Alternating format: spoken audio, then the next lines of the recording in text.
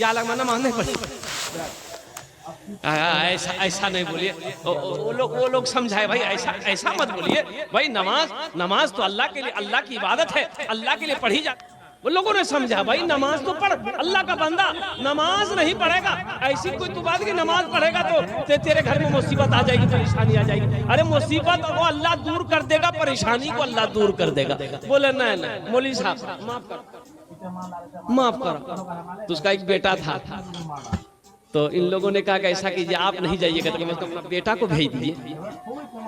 तो बड़ा शर्मिंदा हुआ, तो बेटा बोला कि वो हम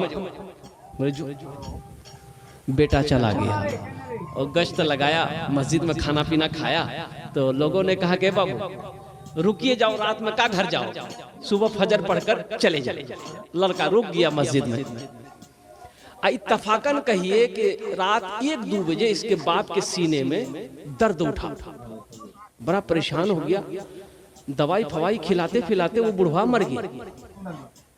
बुढ़वा मर गया, पूरे बस्ती हंगामा हो गया।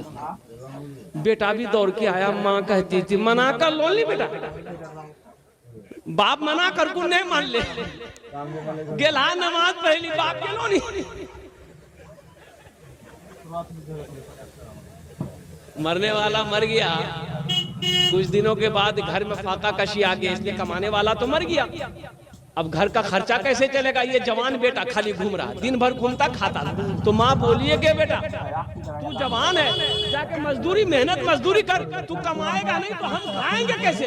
हम बूढ़ी औरत दूसरे के घर में काम काज करके तुमको खिलाते हैं, तुमको शर्म नहीं है? बेटा बोला कि नहीं अम्मी हमसे नहीं होगा, काम धंधा नहीं होगा, तुमको कमाना तुम कमाओ। माँ कुछ दिन के बाद खिलाई, परेशान हो गई। बोले बेटा अब तुम्हारा खाना बंद कर देगा, हम तुमको अब नहीं खिला पाएंगे, तुम जहां मन हो तुम घर छोड़ के चले जाओ। तो लड़का बोला कि चिंता मत करो मेरी माँ, अब्बा चला गया ना, अब हमको लोटा पकड़ना ही पड़ेगा, तुम भी चली जाओगी। बेटा बोला कि अगर हम फिर नमाज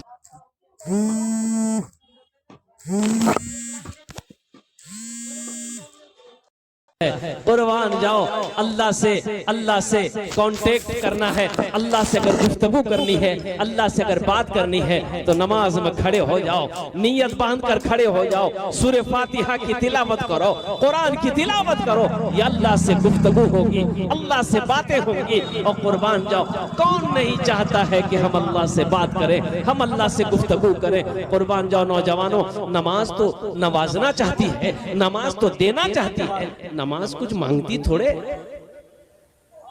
इंशाल्लाह पढ़ेंगे। अल्लाह हमारे नौजवानों को पक्का सच्चा नमाजी बना दे। ऐसा ना वैसा नमाजी नहीं। एक आदमी दिल्ली से आ रहा था, सीमांचल पकड़ना था, टिकट है नहीं, तो बगैर टिकट का ट्रेन में चढ़ गया, सोचा कि टीटी आएगा समझ लेंगे, और ट्रेन खुल गई। कुछ देर के बाद देखा टीटी आ रहा है। ये आदमी था बिहार का, बड़ा चालाक चतुर आदमी, होशियार आदमी। बोला अच्छा आने दो टीटी को। टीटी आ रहा था, ये बैग खोला, चादर निकाला, एक चादर बिछाया, नियत बहाना अल्लाहु अकबर। टीटी आके बगल में खड़ा हो गया कि सलाम फेरेगा, टिकट लेंगे। कनखी से देख लिया कि टीटी बगल में खड़ा, बस नमाज को लंबी कर दिया। फिर सलाम फेरा, फिर नियत मान लिया अल्लाहु अकबर। टीटी को ये मौके नहीं देता था बोलने का। टीटी भी बड़ा जिद्दी था, पलथी मार के बैठ गया। बोला हमें समझी कि तोर पास टिकट नहीं ते हमरा नहीं जाने, हम अलग टीटी, बड़ा हट के हम टीटी हैं, लेकिन जब तक हम टिकट नहीं लेंगे तब तक हिलेंगे नहीं। पढ़ो तुम कितना नमाज पढ़ते हो। ये भी बिहार का था, दिले दिल सोचा कि तुम भागोगे कैसे, हम जानते ना है। ये नौजवान सलाम फेर कर खड़ा हुआ, जोर से बोला नियत करता हूं मैं 200 रकात नमाज की, दिल्ली से लेकर पटना तक। अल्लाह अकबर। टीटी भागी गई, बोली ते नमाज पढ़ते रहो तो टिकट नहीं लो, नमाज माफ, टिकट माफ छूतो। अल्लाह हमारे बच्चों को, नौजवानों को पक्का सच्चा नमाजी बना दे। मुसलमानों नौजवानों, नमाजों की पाबंदी करो, मस्जिदों को आबाद करो। जो मस्जिदों को आबाद करेगा अल्लाह उसकी जिंदगी को आबाद करेगा, जो मस्जिदों को आबाद करेगा अल्लाह उसके घर को आबाद करेगा। अच्छा इंशाल्लाह जन्नत में महल कौन कौन बनाएंगे? जिंदगी अच्छी, उसकी मौत अच्छी, जिसकी जिंदगी बुरी होगी। एक आदमी पूरे बस्ती वाला को परेशान करता था, पूरे मोहल्ले वाले को परेशान करता था। कोई घर नहीं ऐसा था जिससे उससे आदमी परेशान नहीं था। हर आदमी आजिज, मास्टर साहब आजिज, वकील साहब आजिज, प्रोफेसर साहब आजिज, छोटा बड़ा सब परेशान था। सब दुआ करता था, या अल्लाह ये मरते कहिया।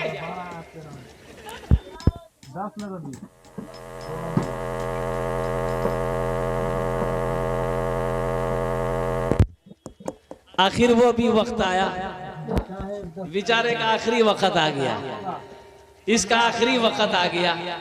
तो अपने बेटा को बोला कि ये बेटा, जो हमें बस्ती वाला के बहुत सतेली, सब बस्ती वाला के बोल हैं कि हमें बुलावे, हमें माफी मांगो, सब माफ करी तो सब माफ कर देगा तो अल्लाह हमको माफ कर देगा। ए बेटा बोला के लाओ, बस्ती वाला सबको बोला के लाओ।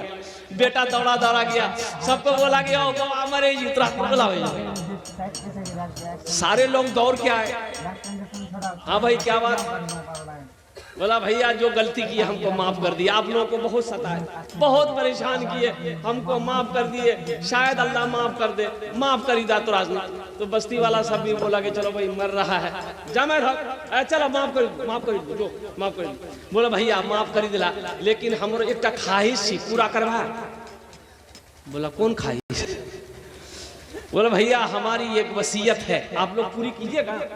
बोले हाँ भाई, मरने वाले की वसीयत तो पूरी करना चाहिए, ख्वाहिश पूरी करनी चाहिए। बोला हाँ ख्वाहिश पूरी कर देंगे, बोलो क्या बात? बोला भैया बेसी रहे, अब्दुल रहीम, अब्दुल सत्तार, अब्दुल गफ्फार, अब्दुल वाजिद, ये चारों आदमी तो मेन आदमी था बस्ती का। आगे बढ़ा, बोला हाँ बोल। बोला भैया जब हम मरी जाओ, जब हम मरी जाओ नहीं तो बांस पेट में बांस बांधी, बड़का बांस, अब बांधी खड़ा करी थी, ताकि बस्ती वाला देखते है नहीं तो कहती कि हाँ जुर्म कर की हरम का सजा मिल लेगी। बोले नहीं नहीं हमरा से नहीं करबो इनको। बोले नहीं भैया पैर पकड़ेंगे, ये वसीयत छी हम। तो बोले जो ठीक कोई दिक्कत नहीं, चलो ये हो करी दो। मरने वाला मर गया, एक बड़का लंबा बांस काटा, बांधा पूरा बदन, अब बांध के बांस खड़ा कर दिया। अब बगले में था थाना, कोई थाना में जाकर खबर कर दिया। आई पुलिस की गाड़ी, बोला ऐसा कौन किया? बोला अब्दुल जब्बार, अब्दुल गफ्फार, अब्दुल वाहिद, अब्दुल सत्तार किया। बोला जिम में बैठो, थाना चलो। अल्लाह अल्लाह अल्लाह, बताओ मरे से पहले भी सतल को, अब मेरे एक बात भी नहीं छोड़कर। जिसकी जिंदगी अच्छी होगी उसकी मौत अच्छी होगी, जिसकी जिंदगी बुरी होगी उसकी मौत बुरी होगी। अल्लाह के